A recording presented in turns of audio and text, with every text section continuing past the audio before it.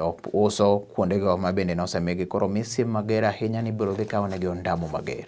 Mano siem mogol kanyo to kod city manager ma Kisumu Migosi Abala Wanga molero ni jotelo matimo kamago kata joma timo kamago gin jogo ma bende koro nyaka bi kawnegi ondamo. Wacho ni koro tudruok e weche mago mag chiro kata jogo matudore e wechego mag chiro mong'ere gi dhok machielo kaka coordinators gionge to kod teko mar chiwo stalls kata kuonde mag uso to en owuon kaka city manager ema en kanyo to kod sei mogik ma chiwo kuonde uso makama. Kuom mano ng'ata ng'ata ma bende biro yudo ka timo man to biro dhi kawne ondamo mager. Noloso kod Lolwe Tv kokadho e yor simu kama bende kod nolose machalo kamae.